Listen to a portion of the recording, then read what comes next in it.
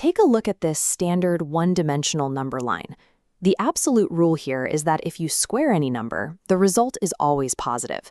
Multiply a negative by a negative, and you still land on the right side of zero. That makes the square root of a negative number a physical and mathematical impossibility. That impossibility became a serious problem in the 16th century. A mathematician named Gerolamo Cardano hit a brick wall when he tried to push algebra beyond simple quadratic equations.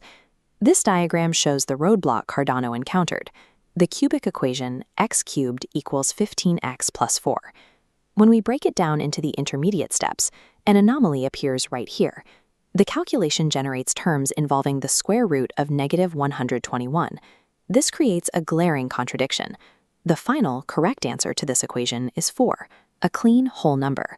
But the mandatory steps to reach that answer require a value that cannot exist.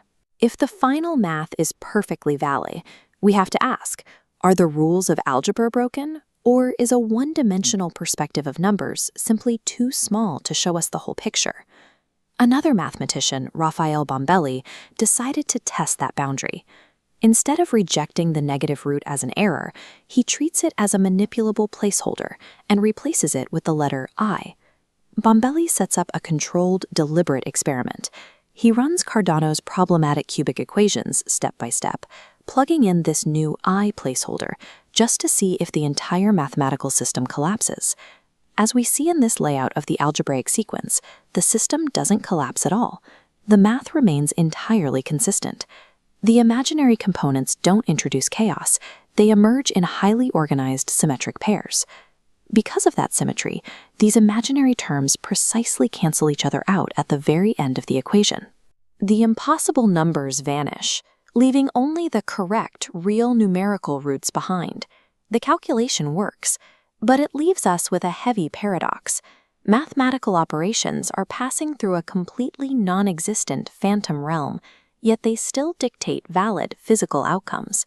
The core failure in early mathematics was an assumption of scale. Mathematicians assumed numbers could only represent quantities sliding back and forth on a single linear track. Watch what happens to this one-dimensional line when we treat real numbers as horizontal displacement and add a second perpendicular axis straight up from zero. This creates the two-dimensional complex plane. In this space, the true mechanical nature of I reveals itself. It is not a traditional quantity. It is a rotation operator. Multiplying by I rotates our position exactly 90 degrees upward into this new orthogonal dimension. We can prove this consistency geometrically.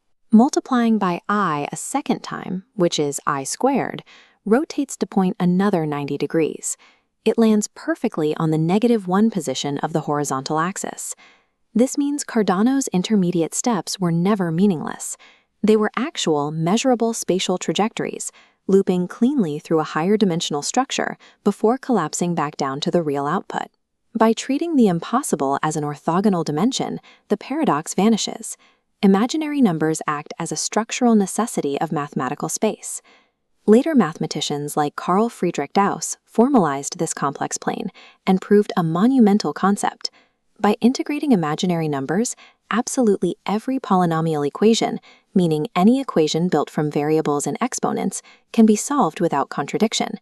Expanding our algebra to include this completeness gave us the specific tools required to engineer and map the physical universe. Modern electrical engineering relies on it completely. Alternating current grids, systems where the electric current periodically reverses direction, depend on the mathematics of the complex plane to function. This diagram illustrates how the vertical rotational movement on the complex plane directly models the physical cyclical motion and oscillation of those electrical currents. The exact same logic applies at the subatomic scale. In quantum mechanics, wave functions, the mathematical descriptions of a particle's quantum state, rely entirely on complex numbers to exist. A symbol that was invented as a desperate accounting trick actually serves as the native structural language of the universe for describing waves, rotation, and oscillation.